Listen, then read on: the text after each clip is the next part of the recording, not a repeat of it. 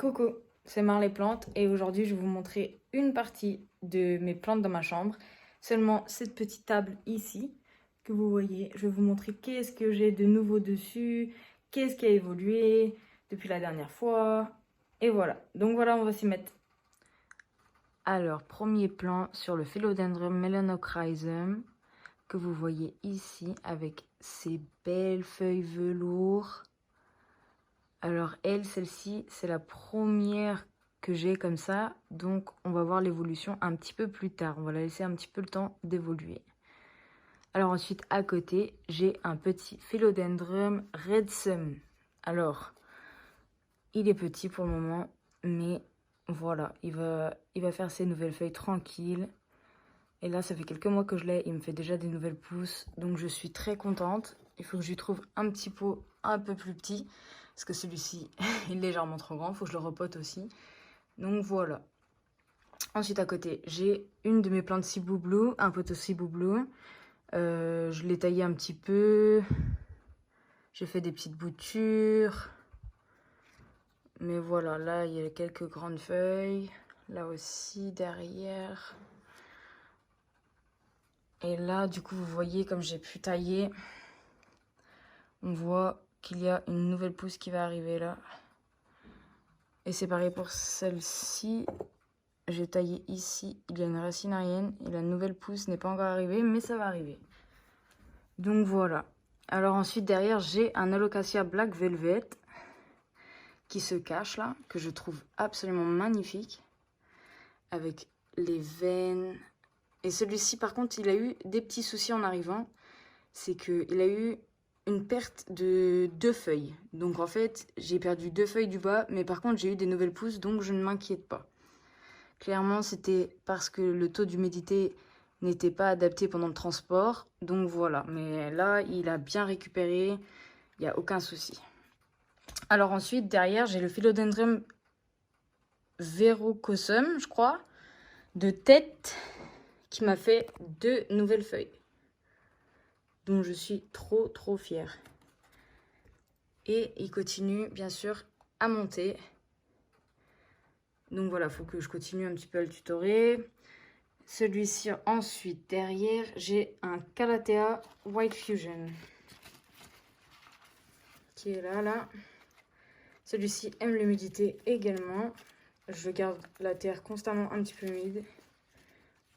Autrement, j'ai trouvé que les feuilles se desséchaient beaucoup trop vite.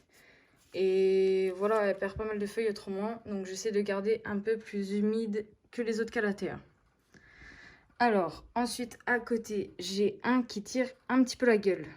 Parce que clairement, il n'a pas aimé l'année dernière son transport. Mais là, depuis, il a pu me faire de nouvelles pousses. Alors, que je vous montre un petit peu en enlevant l'alocasia qu'il y a devant. Ce que j'ai là, c'est un Philodendron subastatum. Attendez. Ça, c'est les nouvelles pousses. Alors, celle-ci et celle-ci, c'est les 2 nouvelles feuilles de cette année. Et elle a mis du temps à me refaire des pousses après, hein, parce qu'elle a eu une casse en fait pendant le transport. Donc voilà, les feuilles abîmées et en plus c'était cassé. Donc voilà, elle m'a reproduit 2 petites nouvelles feuilles dont je suis trop fière aussi parce que elles sont magnifiques. Ensuite à côté, j'ai un Philodendron. Alors celui-ci, je vais vous le lire parce que ça va être compliqué pour moi. Campos Portoanum. Bon, je vais vous l'écrire. Mais voilà, celle-ci, velours également, je la trouve magnifique. Elle m'a fait une petite nouvelle pousse parce que je l'ai bouturée. La bouture est juste là. Elle me fait déjà une nouvelle petite pousse et elle est bien racinée en sphagne. Donc voilà, celle-ci, plutôt rapide de croissance, je dirais. Alors, ensuite, à côté, j'ai un Philodendron Prince of Orange qui a légèrement été trop arrosé par ma part. Mais voilà, j'ai des petites nouvelles feuilles en cours. Alors, ensuite, j'ai un Pink Princess que j'ai bouturé, mais regardez la petite nouvelle. Voilà, là, elle repousse tranquillement. Mais bon, on va la laisser pour le moment.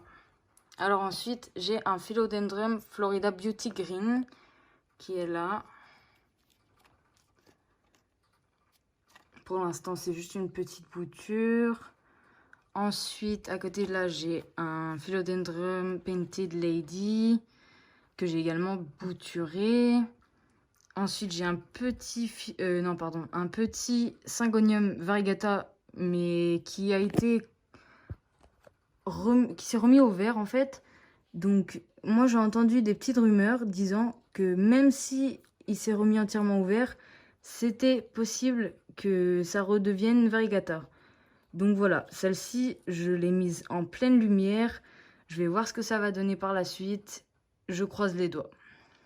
Alors, à côté, là, j'ai un Alocasia Red Secret que j'adore également. Avec les feuilles comme ça, celle-ci m'impressionnera toujours. Une de mes premières plantes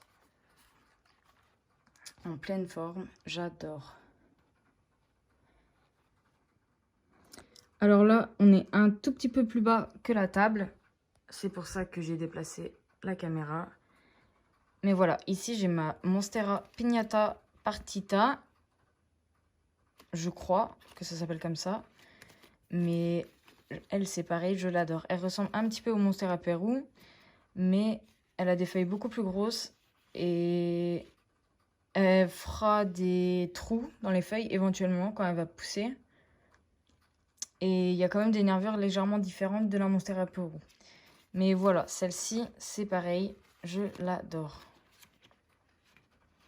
Alors ici, j'ai un Philodendron Ruby, que j'adore également. Des belles feuilles comme ça. Et derrière, qui se cache, qu'on ne peut pas voir complètement, parce qu'il est complètement submergé par les autres feuilles. Mais voilà mon Epipremnum Pignatum, feuilles, forme verte. Comme vous voyez la différence avec le cibou. Il y a quand même une grosse différence de couleur. Les feuilles sont de la même forme, mais la différence de couleur est quand même assez importante. Alors voilà, ça va être tout pour aujourd'hui, mais je reviendrai vers vous prochainement pour un nouvel plan de tour.